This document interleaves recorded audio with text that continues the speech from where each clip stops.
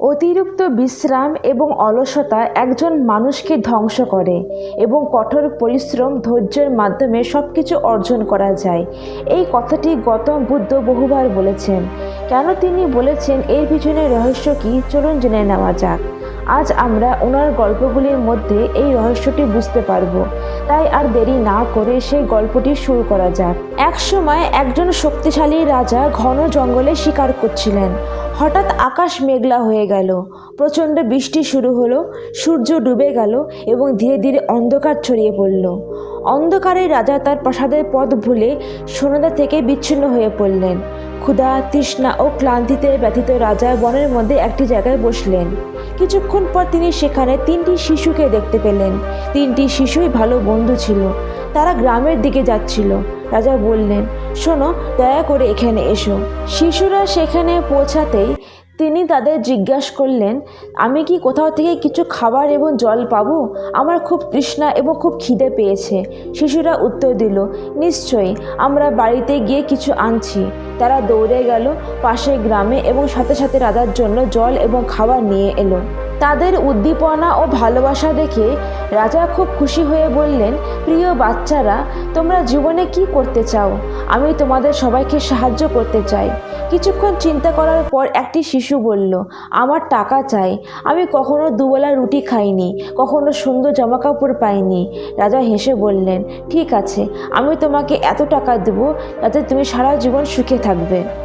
এই কথাগুলি শুনে বাচ্চাটির খুশির সীমা থাকলো না। দ্বিতীয় বাচ্চাটি খুব উৎসাহ নিয়ে জিজ্ঞাসা করলো, আপনি কি আমাকে একটা বড় বাংলো কিনে দেবেন এবং একটা ঘোড়াগাড়ি কিনে দেবেন? রাজা বললেন, তুমি যদি এটাই চাও, তোমার ইচ্ছা পূরণ হবে। তৃতীয় বাচ্চাটি বলল, আমি টাকা চাই না, বাংলো চাই না, গাড়িও চাই না। তাই আমাকে এমন কিছু দিন যাতে আমি লেখাপড়া করে বড় মানুষ হতে পারি এবং শিক্ষা শেষ করে দেশের জন্য কিছু করতে পারি। তৃতীয় জনের মনের ইচ্ছা শুনে তিনি অনেক মুগ্ধ হয়েছিলেন। তার জন্য সুশিক্ষার ব্যবস্থা করেছিলেন।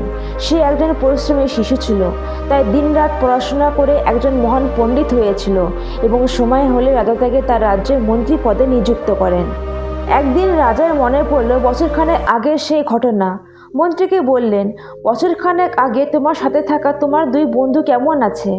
আমি ওই দুজনের সাথে দেখা করতে চাই। তাই তুমি তোমার 2 বন্ধুকে আগামীকাল রাতে খাবারের জন্য আমন্ত্রণ জানাও। মন্ত্রী সেই দুজনকে বার্তা পাঠালো এবং পরের দিন সবাই একসাথে রাজার সামনে হাজির হলো। রাজা বললেন, আজ তোমাদের 3 জনকে আবার একসঙ্গে দেখে আমি অনেক খুশি। তোমরা দুজনে আমাকে নিজের সম্পর্কে বলো। যে শিশুটিকে তিনি টাকা দিয়েছিলেন সে খুব দুঃখিত হয়ে বলল, মহারাজ, আমি আপনার কাছে টাকা চেয়ে অনেক বড় ভুল করেছি। এত টাকা পেয়ে আমি অলস হয়ে গিয়েছিলাম। আমি সমস্ত টাকা অকেজো জিনিসে ব্যয় করে ফেলেছি। আমার অনেক টাকা চুরিও হয়ে গিয়েছে। কয়েক বছরের মধ্যে আমি আবার আগের জায়গায় ফিরে এসেছি। এমনকি যে ছেলেটি একটি বাংলো গাড়ি চেয়েছিল সেও কাঁদতে শুরু করে, মহারাজ, আমি গর্ব করে আমি একটি বাংলোতে থাকতাম, কিন্তু কয়েক বছর আগে বন্যা সব কিছু নষ্ট হয়ে গিয়েছে এবং আমি আবার আগের অবস্থায় ফিরে এসেছি। তার কথা শুনে রাজা বললেন, এই ব্যাপারটা ভালো করে বেঁধে রাখো। ধন সম্পদ সবসময় আমাদের কাছে থাকে না, কিন্তু জ্ঞান মানুষের কাছে সারা জীবন থাকে এবং সারা জীবন কাজে লাগে। কেউ এটা কেড়ে নিতে পারে না। শুধু শিক্ষাই পারে একজন মানুষকে পণ্ডিত এবং মানুষ করে তুলতে। তাই সবচেয়ে বড় সম্পদ হলো শিক্ষা আর জ্ঞান। বন্ধুরা, ভিডিওটি ভালো লাগলে চ্যানেলটিকে অবশ্যই সাবস্ক্রাইব করো, লাইক আর শেয়ার করতে ভুলো না। ভিডিওটিকে শেষ পর্যন্ত দেখার জন্য অনেক অনেক ধন্যবাদ।